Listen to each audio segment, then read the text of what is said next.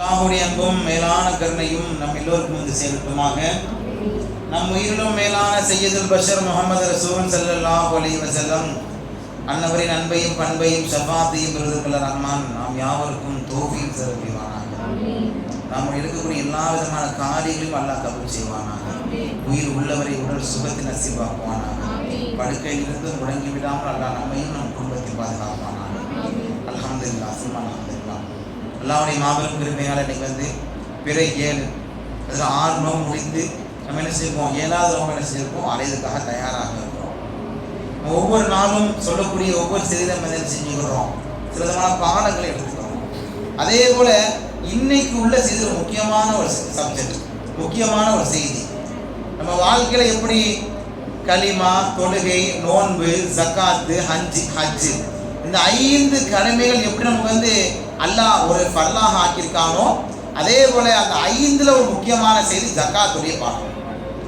அல்லாஹ் தஆலா குர்ஆனில் பறைசாற்றுகின்றான், யார் யாருக்கு ஜக்காத்து கொடுக்கணும், ஜக்காத்து கொடுக்கக்கூடாது. ஒரு முக்கியமான சின்னம் என்ன செய்யணும், நல்லா கவனமாக கேட்கணும்.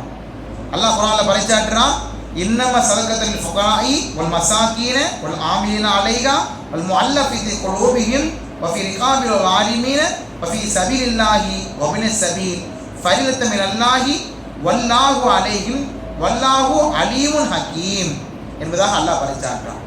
யார் யாருக்கு நம்ம என்ன செய்யணும், ஜக்காத்து கொடுக்கணும். அதே போல குர்ஆனில் கிட்டத்தட்ட 30க்கும் மேற்பட்ட இடங்கள் அல்லாஹ் ஜக்காத்தை பற்றி பேசுகிறான். அகீமு ஸலாத்த வாத்து ஜக்காத், எங்கெல்லாம் தொழுகையை பற்றி அல்லாஹ் பறைசாற்றுறானோ அங்கெல்லாம் அல்லாஹ் என்ன செய்யறான், ஜக்காத்தை வலியுறுத்துறான். கண்ணியமான தாய்மார்களே, சகோதரிகளே, நம்ம வாழ்க்கையில ஜக்காத்னா என்ன, வஸா, அதாவது ஒரு அழுக்கு, ஒரு கழிவு பொருள்.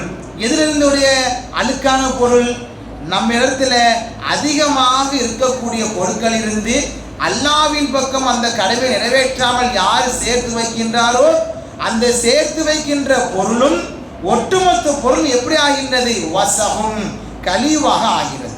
யார், இமாம் பெருமானார் ஸல்லல்லாஹு அலைஹி வஸல்லம் பறைசாற்றுகின்றார். கண்ணியமான தாய்மார்களே, அல்லாஹு தஆலா குர்ஆனில் பறைசாற்றுறான், யார் யாருக்கு ஜக்காத்து கொடுக்கணும், யாருக்கு ஜக்காத்து கொடுக்கக்கூடாது. இப்போ மகன், மகள், தாய், தந்தை, அதே போல நன்னா, நன்னி, மனைவி, கணவர், இவங்களுக்கு ஜக்காத்து கொடுக்கக்கூடாது. இப்போ உதாரணத்துக்கு நான் ஜக்காத்தோடைய கொடுக்கக்கூடிய நிலைமையில இருந்தேன்னா, என் மனைவி, உடைய மக்கள், உடைய தாய், தந்தை, உடைய நன்னா, நன்னி, இவங்க என்ன செய்யக்கூடாது, ஜக்காத்து கொடுக்கக்கூடாது. இவங்களுக்கு ஏதேனும் தேவை இருந்தால் அதை நிறைவேற்றுவது என் மீது கடமை, அது ஜக்காத்து கிடையாது. அப்போ ஜக்காத்து யாருக்கு கடமை, விதவைகளுக்கு, ஏழை எளியவர்களுக்கு, மிகவும் கடனினால் சிரமப்படுபவர்களுக்கு, வறியவர்களுக்கு, இல்லாத மக்களுக்கு, அதேபோல் யாரெல்லாம் முஸ்லீமாக புதிய நபராக ஏற்றுக்கொண்டார்களோ அவர்களுக்கு ஜக்காத்து கொடுப்பது கடமை. கண்ணியமானவர்களே, இந்த ஜக்காத்துடைய விஷயங்கள்ல நம்ம என்ன பின்பற்றணும், என்ன பின்பற்றக்கூடாது, அதாவது இது ஒரு பாடம். அது இதை விளங்கிக்கிட்டேன்னா நம்முடைய வாழ்க்கை முழுவதும் நிம்மதியாக இருக்கலாம் இன்ஷா அல்லாஹ். பெருமானார் ஸல்லல்லாஹு அலைஹி சொல்றாங்க, அதாவது வல்லாஹு மா நகஸ மாலின் சதக்கா, நிச்சயமாக, அதாவது பெருமானார் ஸல்லல்லாஹு அலைஹி வஸல்லம் ஒரு செய்தியை சொன்னாலே அது உண்மைதான், அது எந்த ஒரு மாற்று கருத்து கிடையாது. ஆனால் பெருமானார் ஸல்லல்லாஹு அலைஹி வஸல்லம் சொல்லக்கூடிய வார்த்தை என்னன்னா, வல்லாஹி, நிச்சயமாக, நம்ம படைத்த ரப்பின் மீது சத்தியமாக, சத்தியமிட்டு சொல்றாங்க. என்ன சொல்றாங்கன்னா, மா நகஸ மாலின் சதக்கா, நம்முடைய வாழ்க்கையில உள்ள நம்முடைய பொருளாதாரத்தில் உள்ள சதக்காவாகட்டும், ஜக்காத் ஆகட்டும், அதிலிருந்து கொடுப்பதன் மூலியமாக நம்முடைய பொருள் குறையாது, பெருமானார் ஸல்லல்லாஹு அலைஹி வஸல்லம் சொல்றாங்க. அதே போல யார் வந்து ஜக்காத்துடைய பொருள் கொடுக்கலையோ, வல்லாஹி மாஹாலத் லி ஜக்காத்தில் மா கத்தில் பரக்கா, அல்லாஹ் பாதுகாக்கணும். நம்ம யாரு ஜக்காத்து கொடுக்காம பொருளை வச்சிருக்கீங்களோ அந்த ஒட்டுமொத்த பொருட்களையும் அல்லாஹ் பரக்கத்தை தூக்கிடுறான், அல்லாஹ் பாதுகாக்கணும். நம்மள்ட்ட இருக்க செல்வங்கள் அது ஜக்காத்து சரியான முறையில் அமையலன்னா அந்த ஜக்காத்து எப்படி அமைஞ்சிருது, எல்லாம் நோய்வாய்ப்பட்டு போயிருது, சோதனைகள்ல போயிருது, சம்பந்தமே இல்லாத செலவீனங்கள்ல அமைஞ்சிருது. இது யார் சொல்றா, பெருமானார் ஸல்லல்லாஹு அலைஹி வஸல்லம் சொல்றாங்க. அப்போ கண்ணியமானவர்களே, நம்ம திடீர்னு ஒரு நோய் வருது, அதாவது நல்லவங்களுக்கும் நோய் வரும், வந்ததுக்கப்புறம் அல்லாஹ் ஷிஃபா கொடுப்பான். எதற்காக? சோதிச்சு அல்லாஹ் நல்ல முறையில் அடியாக நெருங்குவதற்காக. அப்படி ஒன்று உண்டு. நம்மளுக்கு நிறைய பொருளாதாரம் இருக்குது, அந்த பொருளாதாரத்தை தகுந்த ஜக்காத்தை ஒப்படைக்கவில்லை என்றால் அந்த பொருளாதாரம் அத்தனையுமே அழிந்திருந்ததாக பெருமானார் ஸல்லல்லாஹு அலைஹி சொல்றாங்க. கண்ணியமானவர்களே, அதே போல திரும்ப பெருமானார் ஸல்லல்லாஹு அலைஹி சொல்றாங்க, மன் அத்தா ஜகாத்தின் மாலுஹு ஃபகத் ஸஹப அல் முஷர்ரா.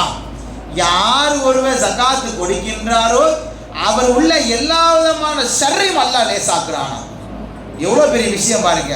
அப்போ ஜக்காத்து நம்ம எப்படி கொடுக்கணும்? இப்போ நம்ம தாய் சகோதரி எல்லாரும் உட்கார்ந்துருக்கீங்க, கம்பல்சரி என்ன செய்யப்படனா உங்கள்கிட்ட குறைஞ்சது ஒரு 10 பவுன் நகையாக இருக்கும். இல்லாமல் யாருமே இருக்க மாட்டோம். அதாவது நாம் உட்பட எல்லாருமே என்ன செஞ்சோம்னா அந்த ஜக்காத்துக்குள்ள பொருட்கள் இருக்கும்.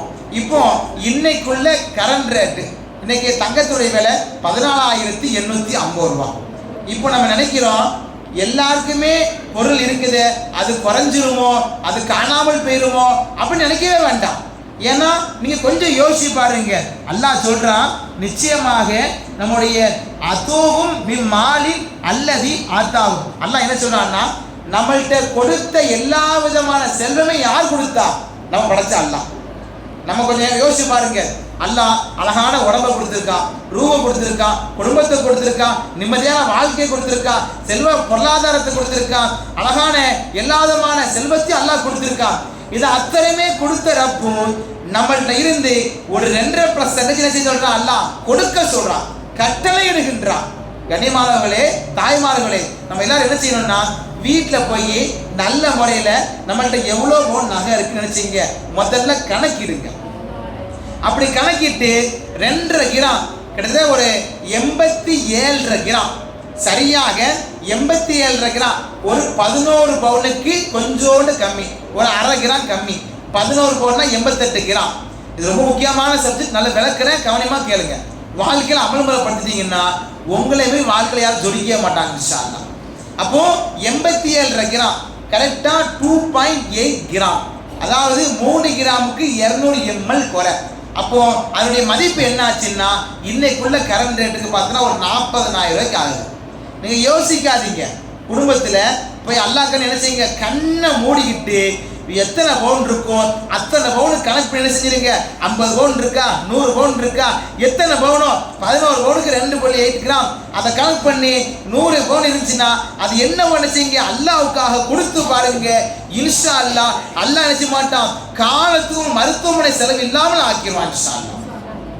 ஏன்னா ஒரு பெரிய பாக்கியம் என்னன்னா நம்மளுக்கு அல்லாஹ் உடம்புல அவ்வளோ ஆஃபியத்தை கொடுத்துருக்கான், அவ்வளோ சிகத்தை கொடுத்துருக்கான். அல்லாஹ் நினைச்சான்னா நம்மளை எப்படியும் செய்யலாம்.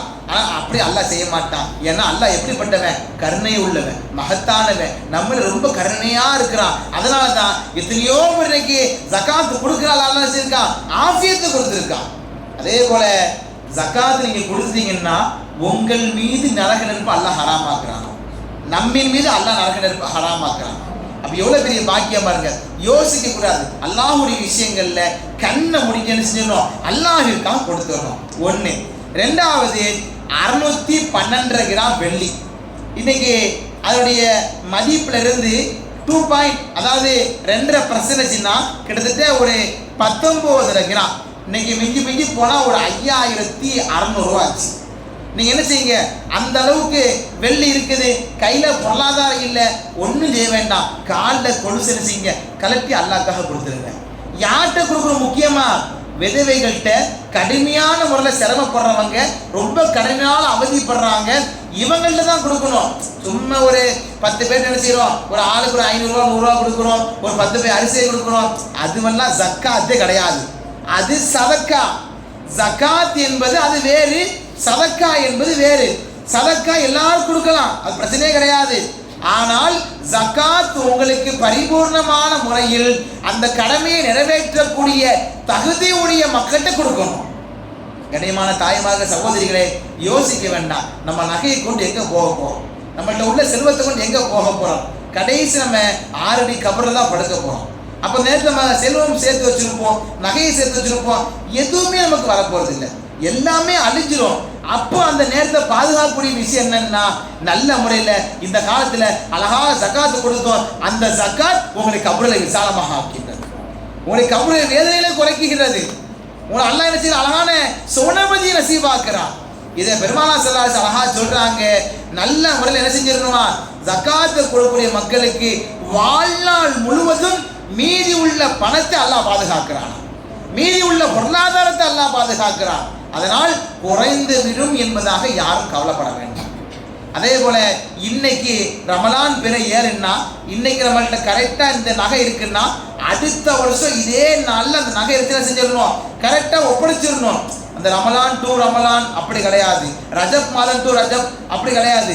கரெக்டா எந்த மாதங்கள்ல நீங்க ஆரம்பிக்கீங்களோ அந்த மாதங்கள் கடைசி மாதங்கள் செஞ்சணும், கரெக்டா 12 மாதம் ஒப்படைச்சிடணும். அது ரமலான் மாதமாக இருக்கட்டும், ரஜபுடைய மாதமாகட்டும், ஷாபானுடைய மாதமாகட்டும், அடுத்து எந்த மாதமாக இருந்தால் என்ன செஞ்சிடணும், அதை கணக்கிட்டு சரியாக ஒப்படைக்கணும். கண்ணியமானவர்களே, செஞ்சிடலாமா இன்ஷா அல்லாஹ். அதுக்கடுத்து மூன்றாவதாக, இன்னைக்கு நம்ம எல்லாருக்கிட்டையும் ஓரளவுக்கு இடம் இருக்கும். இடம் இல்லாமல் லேண்ட், அதாவது மனைகள் இருக்கும்.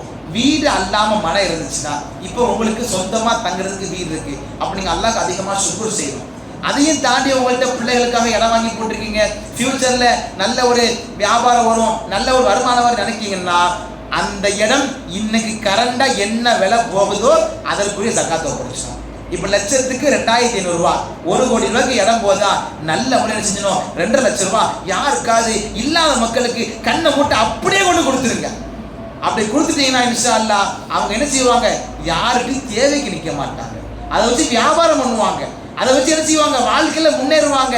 கடைசி கொஞ்ச நாள் பார்த்தீங்கன்னா, நீங்க யாருக்கு 2 லட்சம் ரூபா கொடுத்தீங்களோ ஒரு 5 வருஷம் கழிச்சு பார்த்தீங்கன்னா அவங்க 2 லட்சம் ரூபா கொடுக்க ஜக்காத்து என்ன செய்வாங்க, அல்லாஹ் ஆக்கிடுவான் அந்த மனிதரை. ஏன்னா அதுதான் பெருமானார் ஸல்லல்லாஹு அலைஹி வஸல்லம் அவர்களும், உமர் ரலியல்லாஹு அன்ஹு அவர்களும், அபூபக்கர் சித்திக் ரலியல்லாஹு அன்ஹு அவர்களும், பின்னாடி உள்ள எல்லா சஹாபாக்கள் என்ன செஞ்சாங்க, ஜக்காத்தை ஒரு போர் மாதிரி என்ன செஞ்சாங்க, வழிமுறை வற்புறுத்தினாங்க.